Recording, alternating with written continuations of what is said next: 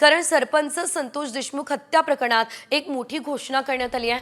देशमुखांच्या हत्या प्रकरणी उज्ज्वल निकम यांचे विशेष सरकारी वकील म्हणून आता नियुक्ती करण्यात आलेली आहे। सरकारी वकील म्हणून उज्ज्वल निकम यांची नियुक्ती करण्याची मागणी देशमुख कुटुंबियांची होती आणि एकंदरीत त्यासाठी आता अन्नत्याग आंदोलन सुद्धा केलं जात होतं आणि अखेर या आंदोलनाला यश आलंय असं म्हटलं तरीही वावगं ठरणार नाही आहे, कारण उज्ज्वल निकम विशेष सरकारी वकील म्हणून नियुक्त झाले।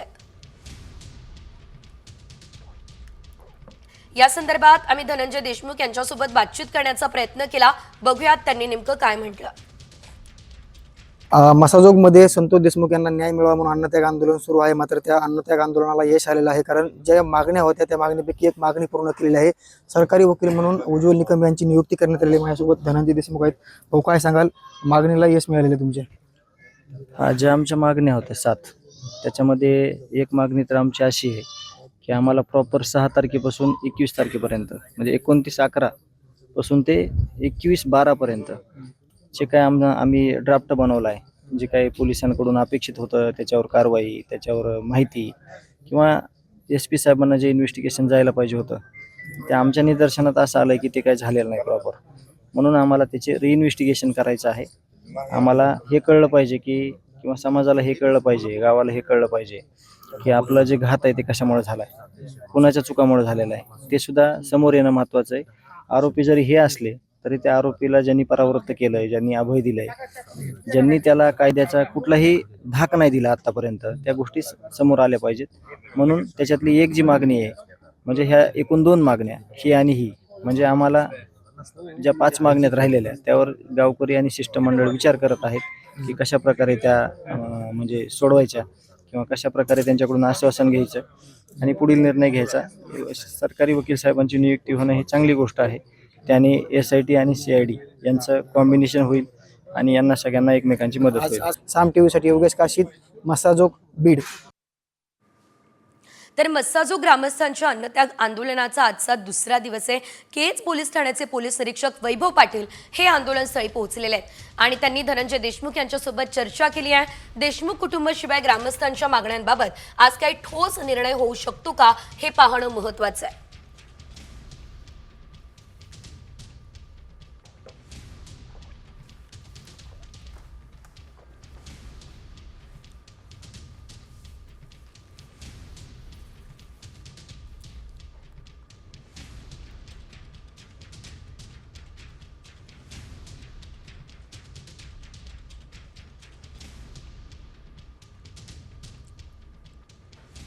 तर सरपंच संतोष देशमुख हत्या प्रकरणी मोठी अपडेट खरं तर बघायला मिळते आहे। मस्साजोग ग्रामस्थांच्या अन्नत्याग आंदोलनाचा आजचा खरं तर दुसरा दिवस आहे आणि खूप वेळा एकत्र भेट होते निर्मला सीतारामनजींची, किंवा अनेक वेळा परदेशात माझ्या लोकसभा मतदारसंघ किंवा महाराष्ट्राचं एखादं मूल किंवा कुटुंबाला अडचण असेल तर जयशंकरजींना अनेक वेळा बोलणं होतं।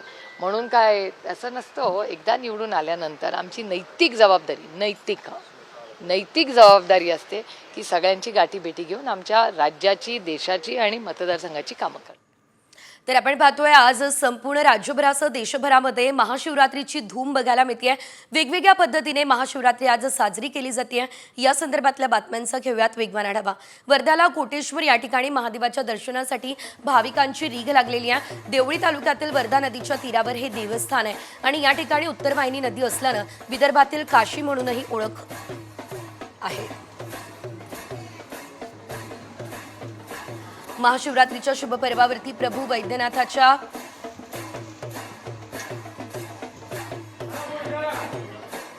दर्शनासाठी परळीमध्ये भाविकांची गर्दी झाली आहे। मध्यरात्रीपासून भाविकांना मंदिर दर्शनासाठी खुलं झालंय। भाविकांच्या लांबच लांब रांगा दर्शनासाठी लागल्या। संपूर्ण मंदिर परिसर घोषणांनी दुमदुमून गेलाय।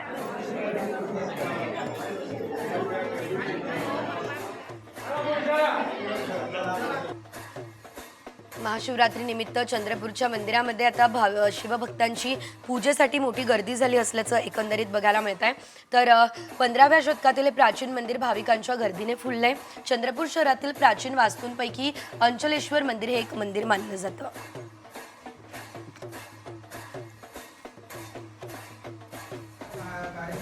आज महाशिवरात्रीच्या निमित्तानं रायगडमध्ये शंकराच्या मंदिरात मोठी गर्दी झाली. पहाटेपासून अभिषेक, विधिवत पूजन सुरू आहे. शिवकालीन वीरेश्वर मंदिरात आजपासून छबिना उत्सवाला सुद्धा सुरुवात झालेली आहे.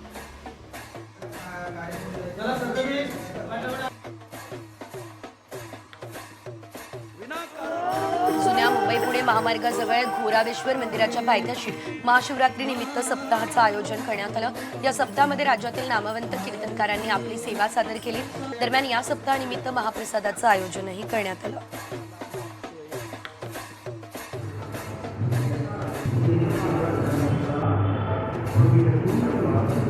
जळगावचे ओंकारेश्वर मंदिर महाशिवरात्री निमित्त आज पहाटे 4 वाजेपासून भाविकांसाठी खुले करण्यात आले. दरम्यान विविध कार्यक्रमांचं आयोजन झालंय.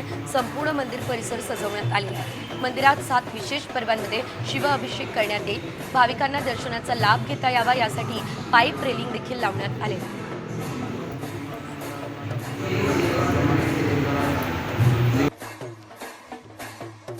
महाशिवरात्री निमित्त नागपूरच्या कल्याणेश्वर मंदिरात सकाळपासून भाविकांची गर्दी आहे. शिवरात्री निमित्त शिवलिंगावर विधिवत पूजा अर्चना आणि रुद्राभिषेक केला जातो. शिवपिंडीवर फुलांच्या सुंदर सजावटीने भाविकांचं लक्ष वेधून घेतलं आहे.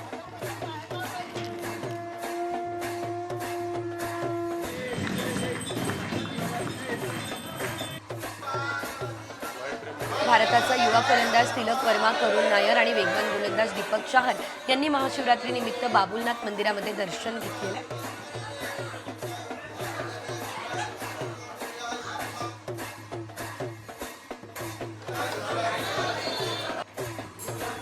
महाशिवरात्रीच्या निमित्तानं नागपूरच्या प्राचीन कल्याणेश्वर मंदिरात भाविकांनी मोठी गर्दी केली. महाशिवरात्री निमित्त विधिवत पूजा करून भगवान शिवचे रुद्राभिषेक करून पूजा होणार आहे. त्यासाठी मंदिर प्रशासनाकडून तयारी सुद्धा करण्यात आलेली आहे.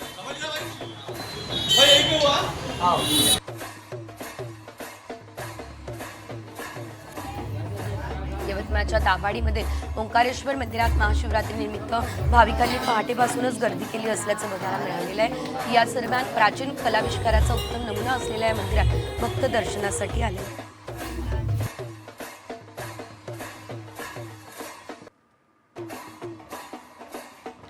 महाशिवरात्री निमित्त सर्वच महादेव मंदिरांमध्ये आपण पाहतोय सकाळपासूनच तुफान गर्दी आपल्याला बघायला मिळते.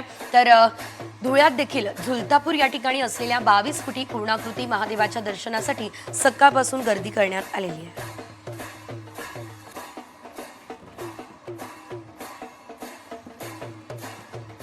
बुलढाण्याच्या कोळवड येथील प्राचीन शिवमंदिरात भाविकांनी आता दर्शनासाठी गर्दी केली असल्याचं बघायला मिळत आहे. तर महाशिवरात्री निमित्त हे मंदिर 3 दिवस दर्शनासाठी खुले ठेवण्यात आले आहे. दरवर्षीप्रमाणे यावर्षी सुद्धा मोठी यात्रा असणार आहे.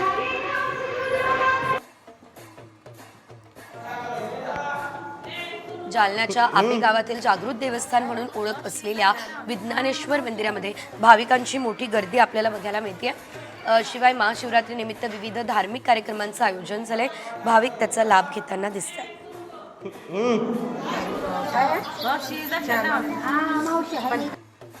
सांगलीच्या मारुती चौकात श्री केशवनाथ मंदिराच्या आवारात महाकुंभ तीर्थदर्शन सोहळा झालाय. शिवरात्रीच्या निमित्तानं भाविकांची मोठी गर्दी या ठिकाणी बघायला मिळाली आहे.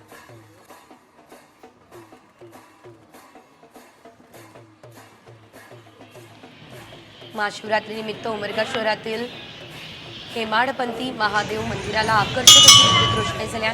मंदिर परिसर पूर्णतः उजळून निघाला असल्याचं देखील आपल्याला बघायला मिळत आहे. तर त्रिदल पद्धतीच्या मंदिराचं अधिष्ठान उंच झोट्यावर असून ब्रह्मा विष्णू महेश या तिघांनाही मंदिरात स्नान आहे.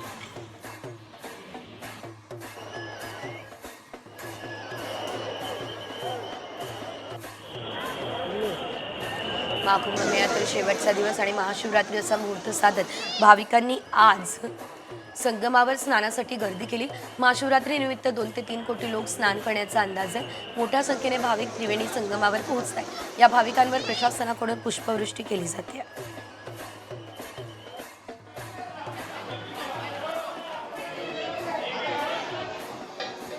आज महाशिवरात्री निमित्त ठाण्यातील कोपिनेश्वर मंदिरात भाविकांनी पहाटेपासूनच येण्यास सुरुवात केली. यंदा देखील 1.5 लाखांहून अधिक भाविक दर्शन घेताना दिसतात.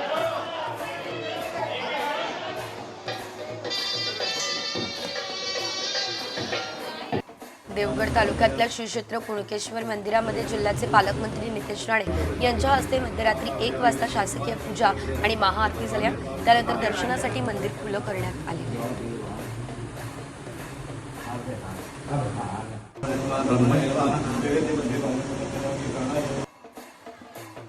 मुंबईमध्ये प्रसिद्ध असलेल्या बाबुलनाथ मंदिरात आज महाशिवरात्री साजरी करण्यासाठी भाविकांनी गर्दी केली आहे.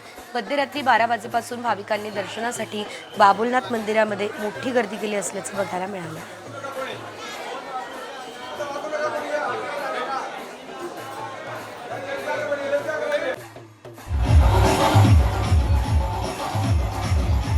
मुंबईमधल्या चांदिवलीमध्ये महाशिवरात्रीच्या पूर्वसंध्येला यात्रा आणि महाकाल अघोरी नृत्याचं आयोजन करण्यात आलं. यावेळी शिवशंकर आणि त्यांच्या भक्तांचा नृत्य तांडव कलाकारांनी सादर केला. शंकराची पालखी देखील काढण्यात आली. शिवभक्तांच्या जोरदार घोषणांनी संपूर्ण वातावरण शिवमय झालं असल्याचं बघायला मिळालं.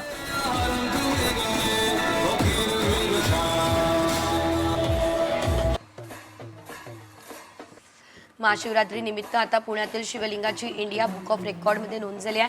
तर काळेपडळ या ठिकाणचे शिवभक्त दीपक घोलप यांनी नाण्यांपासून जगातील पहिलं शिवलिंग बनवलं आणि हा दावा सध्या केला जातोय.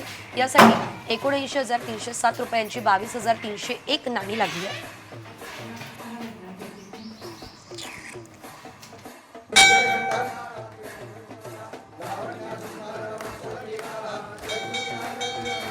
महाशिवरात्रीनिमित्त 12 ज्योतिर्लिंगांपैकी एक असलेल्या भीमाशंकरला महादेव नगरी सजली आहे. ओम नमः शिवाय म्हणत भाविकांनी भीमाशंकरला गर्दी केली आहे. मंदिराला विविध रंगांच्या फुलमाळांनी सजावट करत विद्युत रोषणाई करण्यात आली.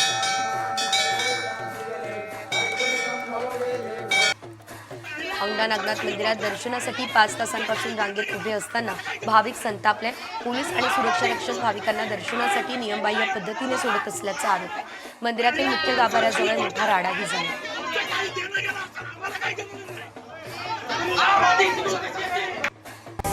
त्र्यंबकेश्वर मंदिरात अभिनेत्री प्राजक्ता माळेच्या नृत्याचा कार्यक्रम होणार आहे.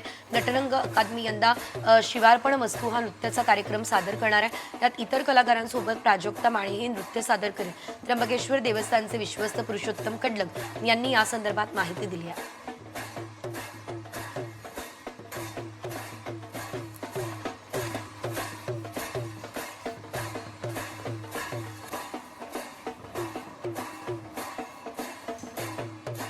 यानंतर बघूयात एक ब्रेकिंग न्यूज. पीए आणि ओएसडीच्या मुद्द्यावरून संजय राऊतांनी पुन्हा शिंदे गटावर टीका केली आहे. फडणवीसांनी लहान माशांऐवजी मोठे मासे जाळ्यात पकडावे, मोठ्या माशांवर कारवाई करावी असं म्हणत संजय राऊतांनी शिंदे गटावर निशाणा साधला असल्याचं आपल्याला बघायला मिळत आहे.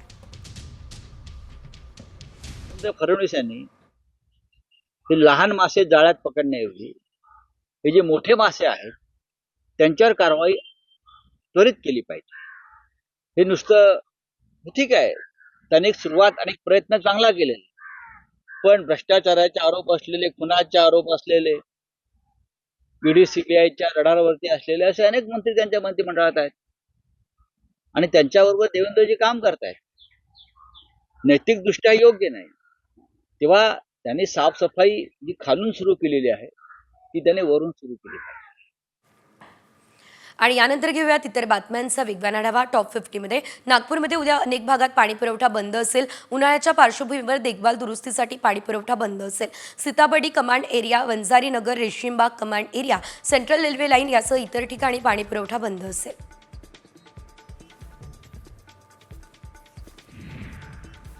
धाराशिवमधल्या कळंब शहरात काही दिवसांपासून दूषित पाणी पुरवठा होतोय. या विरोधात कळंबकरांनी गांधीगिरी करत निषेध नोंदवलाय. नगर परिषदेतील पाणी पुरवठा अधिकाऱ्यांना पुष्पगुच्छ देत दूषित पाणी पुरवठ्याच्या प्रश्नाकडे लक्ष वेधण्यात आलंय.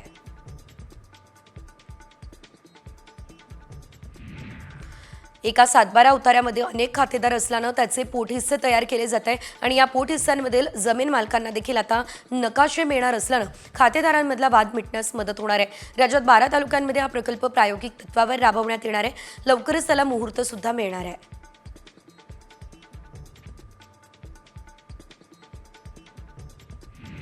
नागपूर गोवा शक्तीपीठ महामार्गाला होत असलेल्या विरोधाच्या पार्श्वभूमीवर MSRDCने हालचाली सुरू केल्या. शक्तीपीठ महामार्ग कोकणाकडे कसा नेता येईल यासाठी पर्यायी विचार केला जातोय. त्यानुसार सल्लागाराकडून पर्यायी कामाला सुरुवात करण्यात आलेली आहे.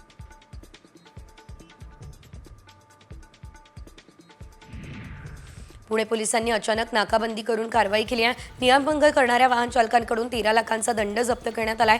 नाकाबंदीमध्ये 4000 वाहनांची तपासणी करण्यात आली आहे. 371 वाहनं देखील जप्त करण्यात आलेली आहेत.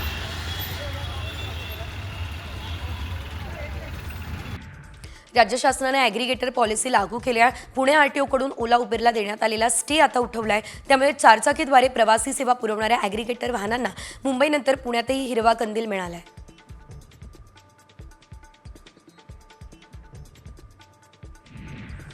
संसार मोडल्याच्या रागातून सासूला पेटवून जावयानं स्वतःलाही पेटवून घेतलंय. मुलुंडच्या नवघर परिसरामध्ये हा धक्कादायक प्रकार घडलाय.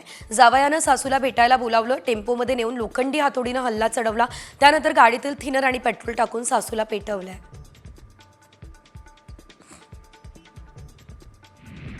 पुण्यातील नांदेडमध्ये बेकायदेशीर पिस्तूल बाळगणाऱ्या तरुणाला पोलिसांनी बेड्या ठोकल्या. यावेळेस पोलिसांनी त्यांच्याकडून गावठी पिस्तूलसह जिवंत काडतुसं जप्त केली.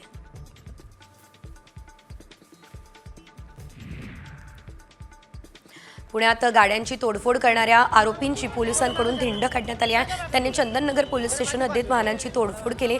या प्रकरणी पोलिसांनी 8 आरोपींना बेड्या ठोकल्या.